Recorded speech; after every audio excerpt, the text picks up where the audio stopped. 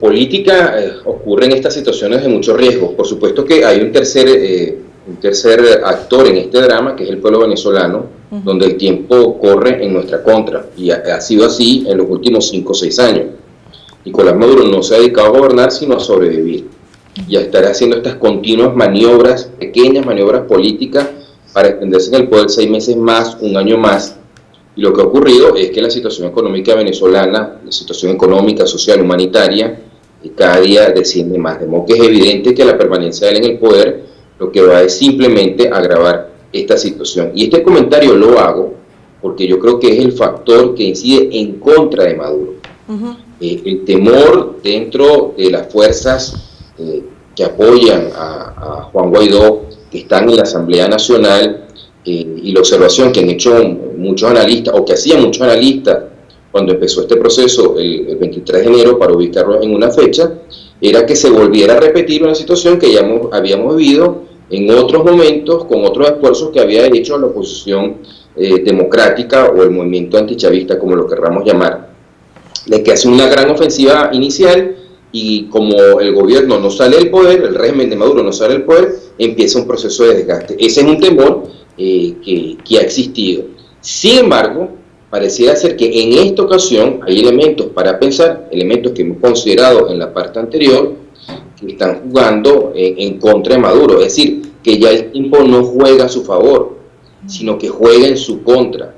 Y este factor determinante ha sido la decisión de la administración norteamericana de quitarle el respirador artificial, e insisto, a lo que yo considero que es un moribundo. O sea, aunque Maduro lograra tener la suficiente suerte, la suficiente habilidad que hasta ahora no ha tenido, contara con suficientes errores de parte de sus contrarios y lograra sobrevivir a esta coyuntura, yo creo que aún en ese caso, que lo veo poco probable, ya las cartas están echadas. O sea, este es un golpe del cual él no se va a recuperar, y esto va a provocar algún tipo de cambio en Venezuela, un cambio que en este momento no podríamos predecir de qué manera va a ser.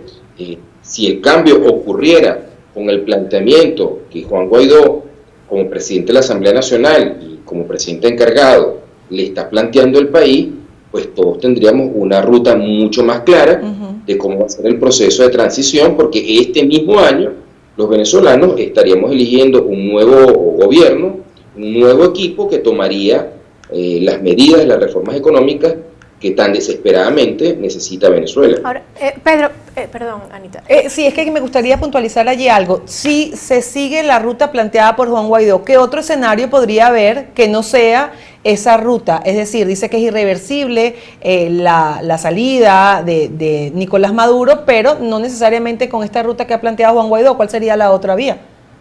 ¿Qué otros escenarios hay? Claro, puede haber un golpe militar. Es algo muy clásico en la historia de América Latina y de Venezuela. Es decir, el alto mando militar decía que, bueno, que no quiere ni a uno ni a otro, y decide asumir el poder. Eso tendría una nueva serie de problemas, porque ese gobierno militar necesitaría reconocimiento internacional para obtener el apoyo de los organismos multilaterales para empezar una serie de reformas económicas. Ese problema no lo tiene Juan Guaidó. Claro, porque ya es reconocido internacionalmente. Pero hasta ahora, por ejemplo, Padrino López hasta ahora ha jurado lealtad a Nicolás Maduro.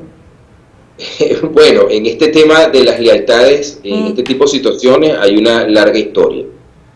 Augusto Pinochet, por ejemplo, le fue leal al presidente Salvador Allende hasta 24 horas antes del golpe del 11 de septiembre de 1973. Es más, los ministros del presidente Allende, que aún están vivos, recuerdan que cuando empezó el levantamiento militar en Santiago de Chile, el presidente Allende manifestó preocupación por Pinochet, que había sido un militar extremadamente leal a él hasta la víspera. En el caso de nosotros en Venezuela, Carlos Delgado Chalbó le manifestó lealtad al presidente gallego hasta unas horas antes de encabezar el golpe que lo derrocó. De modo que yo a estas declaraciones externas yo no les daría mucho valor. Es decir, estamos en una situación crítica en la que cada sector, por lo menos de la alianza que sostiene a Nicolás Maduro, está en una posición en la cual se quiere salvar y quiere quedar lo mejor parado posible. Ahora, el inconveniente de estas otras opciones es que son impredecibles. O sea, no sabemos qué desarrollo van a tener. En cambio, en el caso del planteamiento que le está haciendo el país, Juan Guaidó, al país y al mundo, hay una ruta muy clara, tú lo acabas de decir. Sí. Cese la usurpación, constituir un gobierno de transición, es más, la Asamblea Nacional aprobó un estatuto para la transición y en tiempo perentorio convocar una nueva elección en condiciones transparentes, libres, sin presos políticos ni inhabilitados. Ahí hay una ruta muy clara. Y esta ruta tiene la inmensa ventaja que tiene reconocimiento internacional. Y aunque el factor determinante en todo esto es la situación económica de Venezuela, la siguiente administración, la que en manera efectiva sustituye a Nicolás Maduro, necesita reconocimiento internacional de las grandes potencias. Incluso las declaraciones que yo le he leído a Juan Guaidó, todos le hemos leído, lo que él le manifiesta a los gobiernos de China, a los gobiernos de Rusia, de que este gobierno de transición que le está intentando constituir va a reconocer las deudas legítimamente contraídas por la República y respetar en pie de igualdad las inversiones extranjeras, sean chinas, sean rusas, sean norteamericanas, sean europeas, y es un mensaje de certidumbre hacia estos países, porque lo que principalmente está evitando que China y Rusia se apliquen a fondo a apoyar a Maduro, es que esos gobiernos saben que mientras Maduro esté en el poder, ellos no van a poder cobrar la deuda que tienen con Venezuela. Sí. Ahora, Pedro, mirando la oposición, desde el 23 de enero, luce mucho más articulada, mucho más cohesionada que lo que lucía, por ejemplo, a finales de 2018. ¿Cuál es tu perspectiva en relación con la actuación y la coordinación de las distintas organizaciones que se han opuesto a Nicolás Maduro para las próximas, para las siguientes fases de esta ruta que se ha establecido en la Asamblea Nacional? Bueno, creo que son dos cosas, ¿no? Una, la coordinación que ha habido en torno a Guaidó y en la Asamblea Nacional. Yo creo que a propios y extraños les ha sorprendido la unidad de criterio y la coordinación política que hemos observado.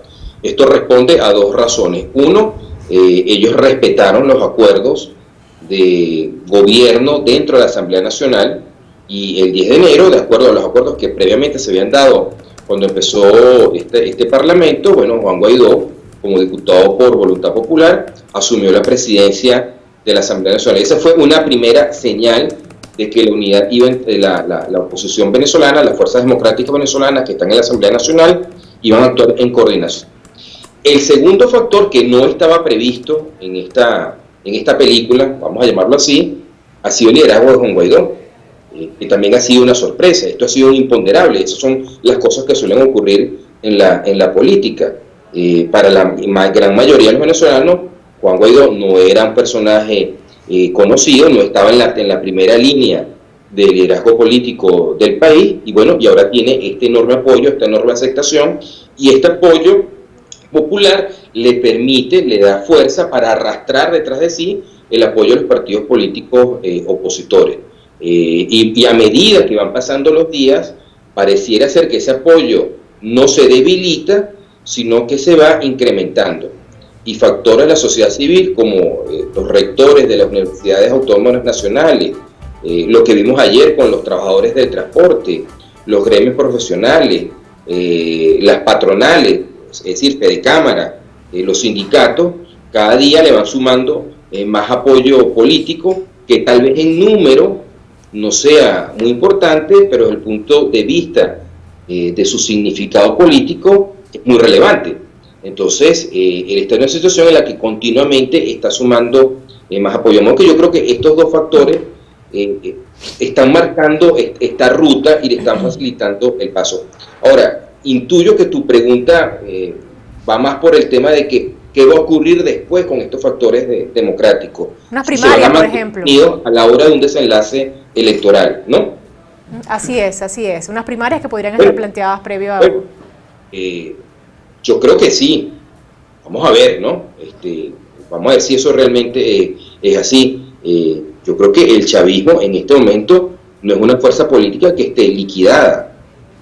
No pienso que tenga capacidad de ganar una elección, pero me parece que todavía el PSUV puede reunir un 10, un 15% de los votos, de modo que eso le da algún tipo de ventaja electoral. También depende mucho de cómo termine ocurriendo el desenlace del régimen de Nicolás Maduro, que por cierto, que lo que está haciendo es que mientras más tiempo alarga esta situación, mayor costo político de futuro le transmite al movimiento político,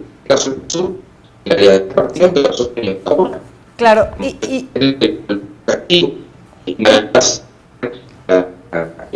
incentivo por el venezolano a votar para castigar a quienes manejaron el país en los últimos 20 años. Bueno, y hablando precisamente de ese chavismo originario, por decirlo así, ayer habló Luisa Ortega Díaz, ya tenemos que ir cerrando la entrevista, Pedro, habló e hizo un llamado nuevamente a los militares a que dejen entrar la ayuda humanitaria, y esto para cerrar la entrevista como comenzamos, el evento que se está esperando precisamente para este fin de semana. Vamos a escuchar a Luisa Ortega Díaz y volvemos contigo un segundito. A solo 3 días del ingreso de la ayuda humanitaria que la comunidad internacional y todos los factores democráticos han impulsado, el Ministerio Público sigue comprometido con esta acción que beneficiará al pueblo venezolano. Estamos en permanente articulación con el gobierno interino liderado por el presidente Juan Guaidó, quien tiene el deber constitucional y legal de ocupar dicha función hasta que cese la usurpación. Es bueno aclarar que el lapso previsto en la Constitución para convocar elecciones comienza a transcurrir una vez que Nicolás Maduro abandone el poder que usurpa y se designe un poder electoral autónomo e independiente, capaz de garantizarnos elecciones libres, transparentes y auditables. Toda interpretación distinta lo que procura es beneficiar a una tiranía agonizante. Este proceso es irreversible y de eso ya están conscientes la mayoría de los integrantes de la Fuerza Armada. A ustedes, hombres y mujeres de armas, es una decisión patriótica facilitar el ingreso de la ayuda humanitaria que tanto necesitan sus familias y todos los venezolanos. Salven el honor militar que está siendo ultrajado y mancillado. Apoyen la libertad de Venezuela. El tiempo de tiranos se acabó. No vale la pena ofrendar sus vidas por delincuentes que han destruido el país que ustedes juraron defender. Todos los venezolanos decidimos ser libres y nadie lo podrá detener. Vamos bien, Venezuela. Bueno, ¿crees, ya para cerrar la entrevista, Pedro, que los militares efectivamente facilitarán el ingreso de la ayuda humanitaria este sábado? Es que no van a actuar todos de la misma manera. Unos están más comprometidos que otros con Maduro, y permíteme recordar un dato. 2018 fue el año de los presos militares. Al empezar este proceso había más presos militares activos por razones políticas que civiles. ¿Eso qué indica? Eso indica una fractura dentro de la Fuerza Armada Nacional. Y eso explica la desconfianza que el propio Maduro tiene hacia la FARC, razón por la cual a quien ha puesto a coordinar el proceso de intentar detener el ingreso de ayuda humanitaria al país no sea un oficial ni el Ejército ni la Guardia Nacional, sino un dirigente del Partido Socialista Unido de Venezuela, en este caso el exalcalde Freddy Verdad. Gracias, Pedro, por habernos acompañado esta mañana. Gracias a ustedes, buen día. Gracias. Buen día, Pedro Benítez.